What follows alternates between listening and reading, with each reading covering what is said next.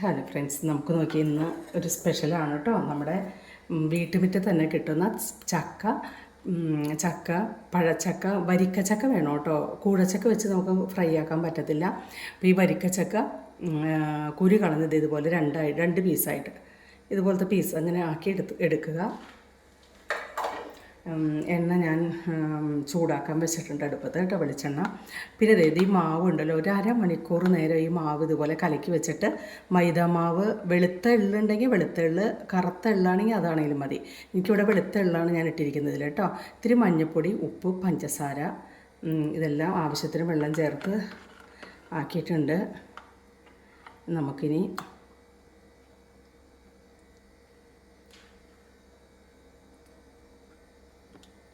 ഇതിൻ്റെ അകത്തേക്ക് ഇടാം കേട്ടോ. എണ്ണ ചൂടായിട്ടുണ്ട്, നമുക്കിനി ഇത് ഇടാം കേട്ടോ. ഞാൻ ഒരിട്ടൊന്ന് നോക്കി ചെറുതായിട്ട് തന്നെ വേണ്ട. തിളച്ച എണ്ണയ്ക്കകത്തേക്ക് ഇത് ഓരോന്നൊക്കെ മുക്കിയിടാം.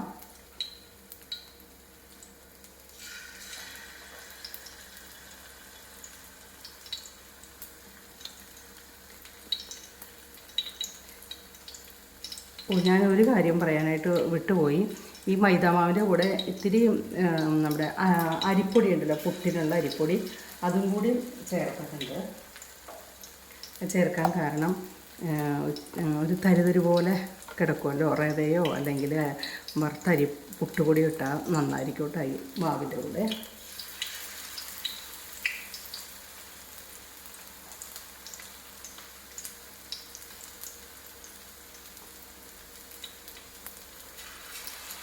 വറക്കൽ കുറവാണ്, വല്ലപ്പോഴൊക്കെയാണ് കേട്ടോ ഇങ്ങനെയുള്ള ഇങ്ങനെ എണ്ണയ്ക്കകത്ത് പൊരിച്ചതൊക്കെ ഇങ്ങനെ വീട്ടിൽ ചെയ്യാറുള്ളൂ. മിക്കതും ഇങ്ങനെ ഒന്നുമില്ല ആവിയിൽ പുഴുങ്ങിയത് അങ്ങനെയുള്ള കാര്യങ്ങളൊക്കെ മിക്കതും ഉണ്ടാക്കാറുള്ളത്. ഇതിപ്പോൾ വല്ലപ്പോഴൊക്കെ ചെയ്യുമ്പോൾ കുഴപ്പമില്ലല്ലോ. അത് മൊരിയട്ടെ കേട്ടോ, ഒരു ഭാഗം മൊരിഞ്ഞ് വരട്ടെ. നോക്കിയത് ഒരു ഭാഗം മൊരിഞ്ഞിട്ടുണ്ട് കേട്ടോ. നമുക്കിപ്പോൾ അടുത്ത ഭാഗം മറിച്ചിടാം.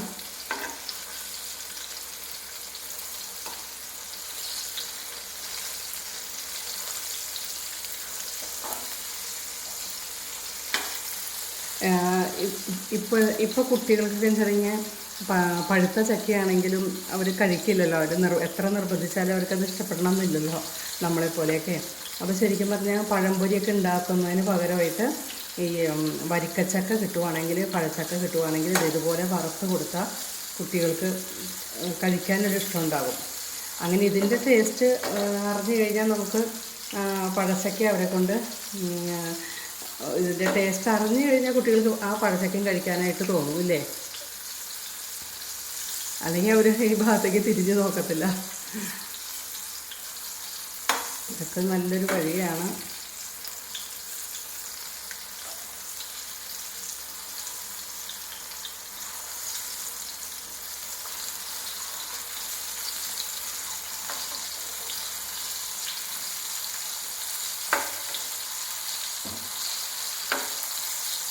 ഇടയ്ക്കൊന്ന് തിരിച്ചിടണം.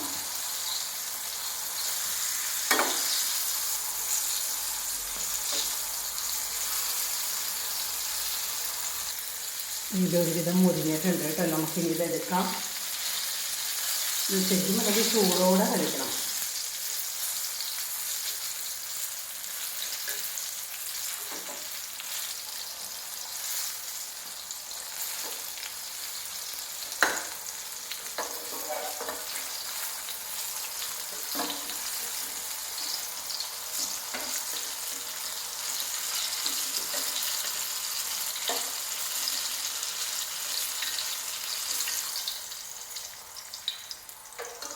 ഓഫാക്കി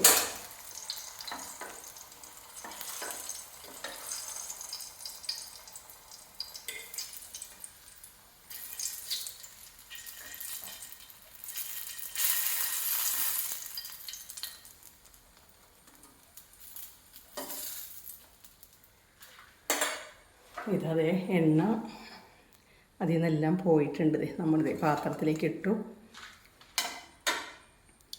ഇതാ ചക്ക പൊരിച്ചത് കേട്ടോ. പഴംപൊരി പോലെ തന്നെ ഇതാ ചക്ക സ്പെഷ്യലാണ്. നല്ല ടേസ്റ്റാണ് കേട്ടോ. ഇത് എല്ലാവരും ഒന്ന് ഉണ്ടാക്കി നോക്കണം കേട്ടോ. അതിൻ്റെ ഒരു ചെറിയൊരു ഭാഗം എടുത്ത് കഴിച്ച് നോക്കട്ടെ. ചൂടുണ്ട്.